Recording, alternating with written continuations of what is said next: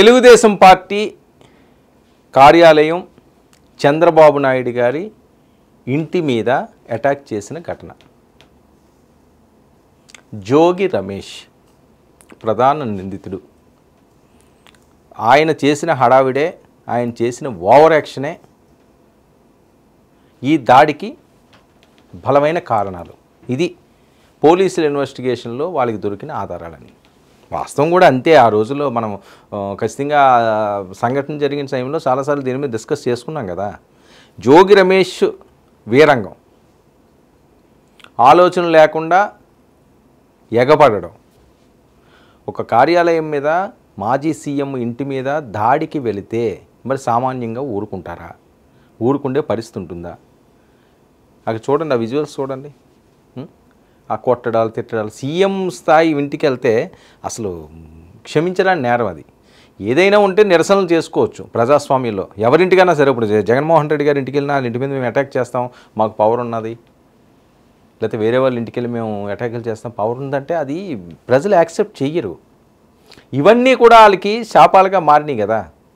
ఆ శాపాలే ఇప్పుడు వెళ్ళి ఇలాంటి స్టేజ్కి తీసుకొచ్చి కూర్చోబెట్టినాయి అని. ఏమీ లేకపోతే ఎందుకు చేస్తారండి? ప్రజలు ఎందుకు విషమలిస్తారు? 11 సీట్లకి ఎందుకు కూర్చోబెడతారు? జరిగినాయి, జరగలేదని కాదు, కానీ ఓకే, గతహ జరిగిన వాటిలన్నింటినీ కూడా పక్కన పెట్టి పారదర్శకంగా పాలన సాగించే విధంగా రాజకీయ నేతలు ఆలోచించాలి. ఆ రకంగా అడుగులు వేయాలి, ఆ రకంగా ముందుకు సాగాలి. ప్రజా శ్రేయస్సు కోసం దేనికైనా సిద్ధంగా ఉండాలి. అంతేగాని నువ్వు వస్తే నేను తన్నుతాను, దీనికి సిద్ధమా? నువ్వు వస్తే నేను ఇంకా తన్నుతాను, నువ్వు సంసిద్ధమా? ఈ బోర్డులు పెట్టుకుండి, ఎడవలు పెట్టుకుండి రోడ్ల మీద చిల్లరగా రాజకీయాలు చేయడం అన్నది మంచి పరిణామం కాదు. అది ప్రజలు హర్షించరు. ఆ రోజుకు బాగానే ఉంటాయి, ట్రోల్స్కో లేకపోతే వ్యూస్కో బాగానే ఉంటుంది, కానీ రాంగులు అంటారో అవి నిలబడవు. ఎన్ని కార్లు తెలుగుదేశం పార్టీ కార్యాలయం చంద్రబాబు నాయుడు గారి ఇంటి దగ్గర అంత దౌర్జన్యంగా అంతమంది జనాలను తీసుకొచ్చి పోలీసులు ఎవరో మనల్ని ఆపలేరు కదా అని గేట్లు విరగొట్టడం ఏంటంటే దౌర్జన్యం? ఎందుకు క్షమించాలి ఇలాంటి వాళ్ళని? ఎందుకు ఊరుకోవాలి? చంద్రబాబు నాయుడు గారి ఇంటికి వచ్చారనో లేదా చంద్రబాబు నాయుడు గారికి ఇలా జరిగిందనో కాదు. ఇది ఎవరు చేసినా తప్పే, ఎవరికి జరిగినా తప్పే. ఎందుకు ఆ వీరంగాలు? ఎందుకు? ఎమ్మెల్యే అయితే ఏమైనా కొమ్ములు ఉంటాయా? మంత్రులు అయితే ఏమైనా కొమ్ములు ఉంటాయా? ఉండవే. మీరు మంచి పాలన చేయండి, కానీ రెచ్చగొట్టే విధంగా చేసి సమాజంలో చిచ్చులు రేపొద్దు. ఇది కదా పాటించాల్సింది, ఇది కదా ఆచరించాల్సింది. కానీ ఇవా నాకు పవర్ ఉంది కదా, లేదా సీఎం గారి దగ్గర నేను మంచి మార్కులు కొట్టేయచ్చు కదా అని చెప్పి ఈ రకమైన వీరంగాలు చేస్తే ఏం చేస్తారు? తీసుకెళ్ళి లోపల పడేస్తారు, బెయిల్ కూడా రాని సెక్షన్లో పెట్టేస్తారు. అవసరమా? అదేంటి ఆ క్షణికావేశం? ఒక్కరోజు. ఎవరికైనా జీవితంలో ఆవేశం ఉంటుంది. ఆవేశాన్ని అణగదొక్కున్నవాడే ఉత్తమ పౌరుడిగా ముందుకు వెళ్తాడు. మనకి ఈరోజు ఆవేశం ఉంది కదా, ఫ్యూచర్ ఆలోచించకుండా మనం తెగబడి ఎవరినో కత్తితో పొడిచామనుకోండి, ఆవేశం కోపం వచ్చిందని, ఏమవుతుంది? మన బతుకు బస్ స్టాండ్ అయిపోయినట్టేనా? బలమైన సెక్షన్లు పెట్టేస్తారా? తీసుకెళ్ళి జైల్లో పడేస్తారా?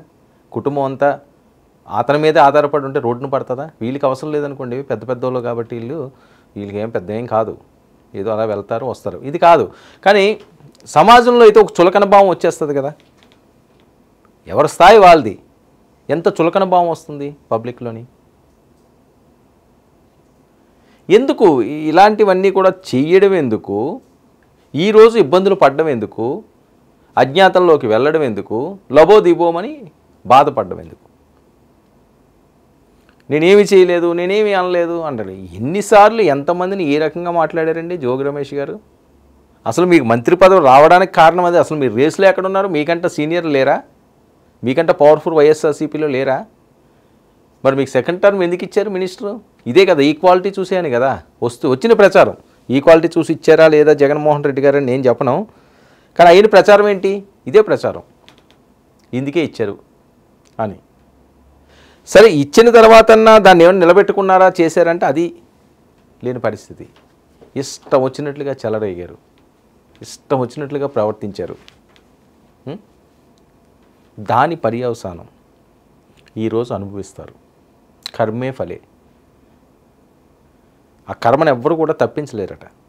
మనం చేసిన తప్పులే మనల్ని వెంటాడుతుంటాయి ఏదో రోజు, మనల్ని కాకపోయినా మన కుటుంబీకులనన్నా. అలాంటి పరిస్థితి దయచేసి ఎవరో తెచ్చుకోవద్దు. మీరు చంద్రబాబు నాయుడు గారి ఇంటికి వెళ్ళి అక్కడ హడావిడి చెయ్యకపోతే ఏమన్నా నష్టమా? రాష్ట్రానికి ఇది ఏమైనా ప్రయోజనమా?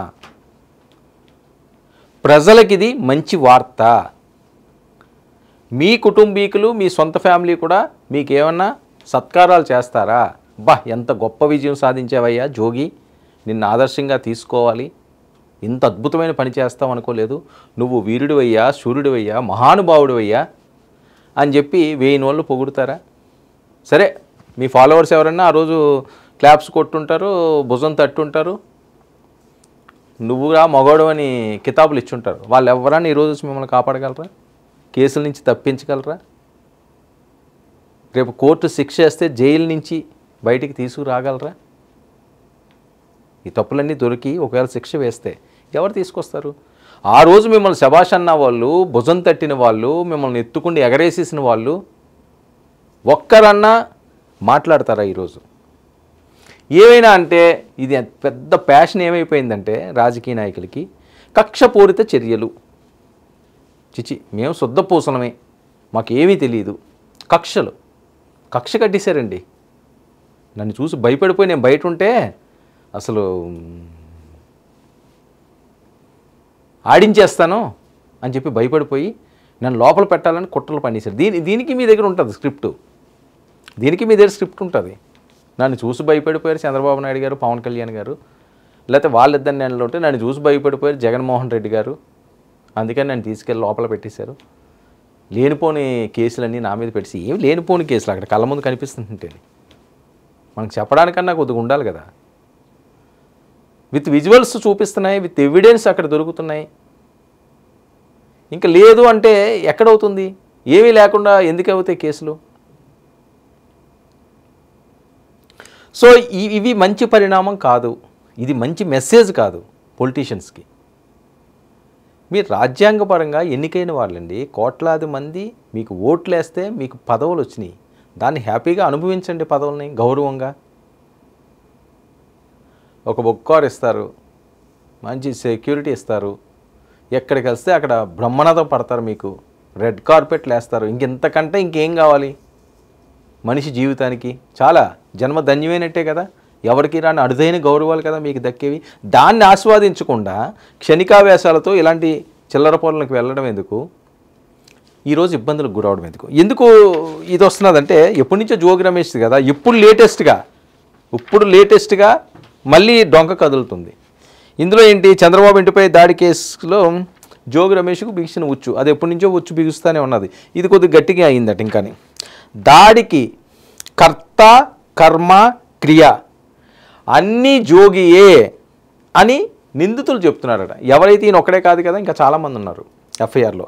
వాళ్ళందరూ సార్ మాకేమీ తెలియదండి, మరి ఆయన అప్పుడు ఎమ్మెల్యే గారు కదా, వైఎస్ఆర్సీపీ ప్రభుత్వంలో ఉంది కదా సార్, ఏం చేస్తారు? ఇప్పుడు పోలీసుల దగ్గర కూర్చోబెట్టి వాళ్ళ స్టైల్ ఎలా ఉంటుందో వేరే చెప్పాల్సిన అవసరం లేదు. మన లైవ్లో మళ్ళీ ప్రత్యేకంగా చెప్పుకోవడం ఎందుకు? వాళ్ళ స్టైల్లో వాళ్ళు అడిగేశారనుకోండి, కడుపులో పేగులతో సహా కక్కేస్తారు. వాళ్ళు కక్కించాలనుకుంటే దాన్ని ఎవడో ఆపలేడు. అది చాలా సంఘటనలో మనం చూసాం, సినిమాల్లోనే కాదు, డైరెక్ట్గా చూడకపోయినా ఇవే అక్కడ కూడా ఉంటాయి. దీన్నే చేస్తారు కదా. సినిమాలు ఏమైనా కొత్తగా ఎక్కడి నుంచి పుట్టుకొస్తారు? వాళ్ళు మన కళ్ళ ముందు జరిగిన అంశాలనే వాళ్ళు సుందరంగా చిత్రీకరిస్తారు. వాళ్ళు ఏం చెప్పారు? బాబు మమ్మల్ని వదిలేయండి, మమ్మల్ని ఏమైతే అది చెప్పేస్తాం. ఇప్పుడు పవర్ లేదు, చెప్పకుండా ఉండే పరిస్థితి లేదు, చెప్పాలి, చెప్పి తీరాలి, చెప్పకపోతే వదలరు. వీళ్ళని కాపాడే వాళ్ళు ఎవరు లేరు, వీళ్ళు బయటికి తీసుకొచ్చే వాళ్ళు ఎవరు లేరు. ఎవరైనా తీసుకొద్దామని ట్రై చేసినా అది అవ్వదు, ఎందుకంటే ప్రభుత్వం వాళ్ళది కాదు, పవర్ వాళ్ళకి లేదు, వీళ్ళు చెప్పిందే జరుగుతుంది అధికార పార్టీ వాళ్ళు. అది సరా మామూలే. మరి ఇలాంటి టైంలో వాళ్ళు ఎందుకంటే అబద్ధాలు ఆడతారు? వాళ్ళు ఎందుకు దాయాలని చూస్తారు? ఉన్నది ఉన్నట్లుగానే కాకుండా కొన్ని వాళ్ళు వేసి మరీ చెప్తారు. అదే ఇక్కడ జరిగింది. ఏం చెప్తున్నారు? దాడికి కర్త కర్మ క్రియ అన్నీ జోగియే అని చెబుతున్న నిందితులు. అంతేకాకుండా మరో కీలకమైన ఎవిడెన్స్ను కూడా వీళ్ళు తీసుకోవడం జరిగింది జోగి రమేష్ మీద. అదేంటి, A4 నిందితుడు ఎవరైతే ఉన్నారో దుర్గా ప్రసాద్, A4 నిందితుడు దుర్గా ప్రసాద్ని పోలీసులు తమదైన శైలిలో విచారించారు. A1, A2, A3, A4లు ఉంటాయి కదా.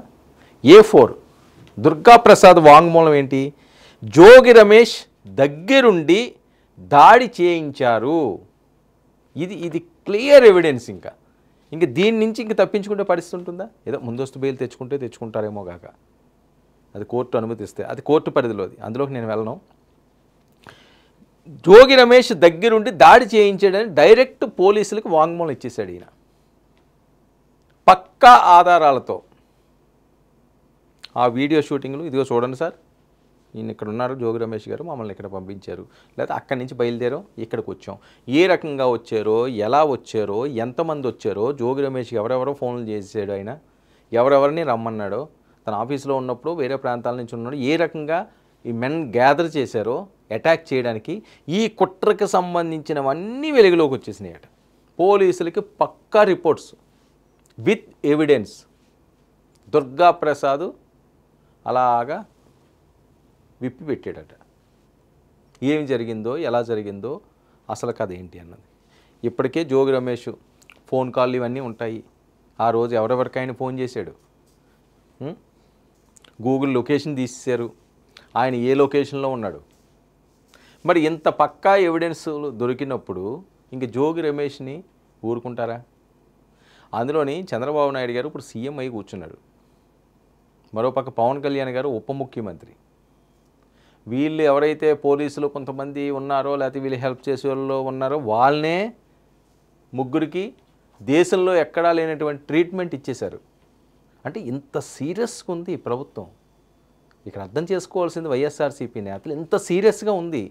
ఇంకా మీరు నెత్తినూరు కొట్టుకున్నా, లబోదిబో మన్నా, ఎందుకురా బాబు ఇలా చేసేమని బాధపడినా, అది కుంగిపోయి, కుషించిపోయి, ఇబ్బంది పడి కష్టాలు అనుభవించడమే తప్ప ఇందులో నుంచి బయటికి వచ్చే ప్రసక్తి లేదు. ఇది డైరెక్ట్గా కాకపోయినా ఇండైరెక్ట్గా కూటమి కొంతమంది పెద్దలు మాట్లాడుతున్న అంశాలు. ఎందుకంటే తప్పు చేశారు కదా, ఎందుకు ఆపాలి? అంటే జీవితంలో అధికారంలో ఉన్న వాళ్ళు ఎవ్వరూ కూడా ఈ రకమైన బిర్రవీగి, రెచ్చిపోయి, బజారుకి ఏదో చిల్లర రౌడీల్లాగా వీరంగం చేస్తే ట్రీట్మెంట్ ఇలా ఉంటుంది. అది సినిమాల్లో కాదు, నిజ జీవితంలో చూపించాల్సిన సమయం ఆసన్నమైంది అన్నది వాళ్ళు స్ట్రాంగ్గా మాట్లాడుతున్న వాయిస్. ఎందుకంటే ఇంక ఎవ్వరు ఆగినా ఆగదు. ఇది పక్కా ఎవిడెన్స్ తోటి గూగుల్ లొకేషన్లు దొరికి ఈయనకి ఎవరెవరు ఫోన్లు చేశారో చెప్పి వీళ్ళతో పాటు ఉన్న నిందితులందరూ కూడా డైరెక్ట్గా పోలీసులకు వాంగ్మూలం ఇచ్చేస్తే ఇంకెవరు ఆపుతారండి? కోర్టులు మాత్రం ఇంకేం చేయగలవు? ఈ పూర్తికి కావాల్సింది ఎవిడెన్సు ఎంత అనుకున్నది ఎంత దొరికిందట. ఇప్పుడు పుష్కలంగా ఏ పాయింట్ చూసినా లొకేషన్ల దగ్గర నుంచి, ఆయన ఫోన్ కాల్ దగ్గర నుంచి, ప్రతి అంశం కూడా, ఆ వెహికల్ దగ్గర నుంచి, వెహికల్ డ్రైవర్ ఎవరు, ఎక్కడి నుంచి వచ్చారు. ఇప్పుడు పోలీసులు తలుసుకుంటే, రాజు తలుసుకుంటే దెబ్బలకు కరువా? సింపుల్, మన చిన్నప్పటి నుంచి వింటున్నది. రాజుగారు తలుచుకోవాలి కానీ దెబ్బలకు కరువే ఉంది. ఆయనకి ఎన్నంటే ఆయన ఏమంటాడు, ఇంక భరించడమే. నువ్వు 10 వేయరా, 10 లేదు, నువ్వు 100 కొట్టండి అంటే 100 కొట్టాల్సింది. ఇంకా మళ్ళీ మాట్లాడతాడా? ఇలా దండలు కొట్టుకుని ఉండాలంతే.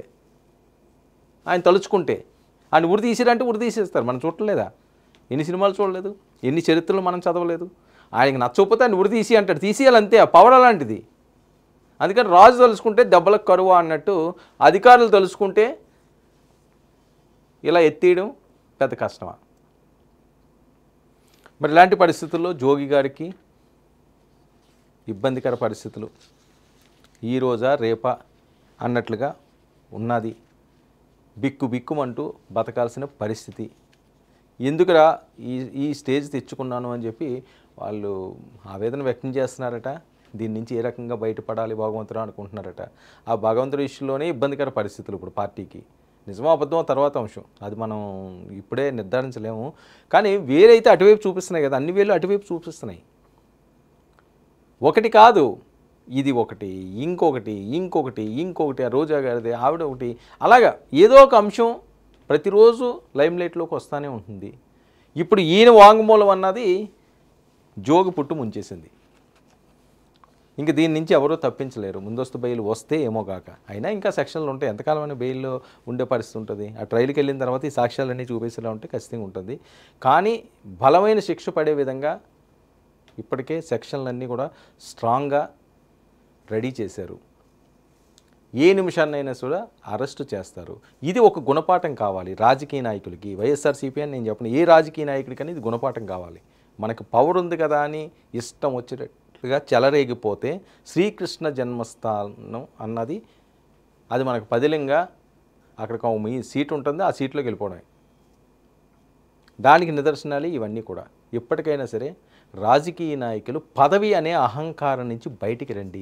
ప్రజా శ్రేయస్సు కోసం చూడండి, మంచి పాలన అందించడానికి చూడండి, ప్రజల్లో మంచి పేరు తెచ్చుకోండి, పదే పదే మీరే గెలవండి, ప్రజలతో మమేకం అవ్వండి. చాలా తక్కువ మందికి వచ్చే అవకాశం మీకు మాత్రమే వస్తుంది. దాన్ని మీరు నిలబెట్టుకోండి, ముందుకు సాగండి, మంచి కోసం ఆలోచించండి. పగ, ప్రతీకారాలు, కక్ష, కార్పణ్యాలు ఇలాంటి వాటి నుంచి పక్కకి రావాలి. ఒక నిజమైన పాలన అందించే విధంగా అధికార ప్రతిపక్షాలందరూ ఒకే మాట మీద ముందుకు సాగాలి. ఆ విధంగా వెళితే ఎటువంటి గొడవలు ఉండవు, ఎటువంటి ఇబ్బందులు ఉండవు, ఎటువంటి జైళ్ళు ఉండవు, ఎటువంటి కేసులు ఉండవు. రాష్ట్రం బాగుంటుంది. మీరు తిన్నంగా ఉంటే రాష్ట్రం బాగుంటుంది. మీరు అడ్డదోవలు తొక్కి, పక్కదోవలు తొక్కి, ఈ రకంగా పనికిమాలిన అంశాలన్నింటి మీద కూడా కాలు రెగడేసుకుంటూ వెళ్ళి లోపలికి వెళ్ళిపోతే, దీన్ని ఆదర్శంగా తీసుకుంటే పరిస్థితి ఏంటి? ఎవరు కంట్రోల్ చేసే పరిస్థితి ఉండదు. ఇప్పటికైనా సరే కళ్ళు తెరాలి. జోగి రమేష్ని అయితే ఎవరూ ఆపలేరు, ఎవరూ అడ్డుకోలేరు. దీన్ని పూర్తి ఎవిడెన్స్తో A4 నిందితుడిగా ఉన్న దుర్గా ప్రసాద్ని విచారించిన పోలీసులకి దక్కినవి. ఏ నిమిషంలో ఎక్కడ ఎలా జరిగింది, ఎంతమందికి ఆయన పిలిచాడు, ఏ రకంగా సాగింది అన్నది పూర్తిగా ఆయన వాంగ్మూలం ఇచ్చాడు. మిగతా నిందితులు కూడా జోగి రమేష్ వల్లే మేము ఎలా చేసావు అని చెప్పి వాళ్ళు వాంగ్మూలం ఇచ్చారు. ఇంకా ఎవ్వరూ ఈయన్ని ఆపలేరు. జగన్మోహన్ రెడ్డి గారు వచ్చినా అడ్డుకోలేని పరిస్థితికి ఈరోజు జోగి రమేష్ వెళ్ళిపోయాడు. దీన్ని ప్రతి ఒక్కరూ కూడా గుర్తుంచుకోవాలి. ఈ ఘటనని మళ్ళీ ఇలాంటివి చేయకూడదు. ఏ నాయకుడి ఇంట్ల మీదకి వెళ్ళడం, రౌడీజాలు, గోండాయిజాలు, అధికారం ఉంది కదా అని చూపించిన వాళ్ళందరికీ కూడా ఇది గుణపాఠంగా మారబోతుంది అన్నది ఈ కేస్ స్టడీ చూపించబోతుంది.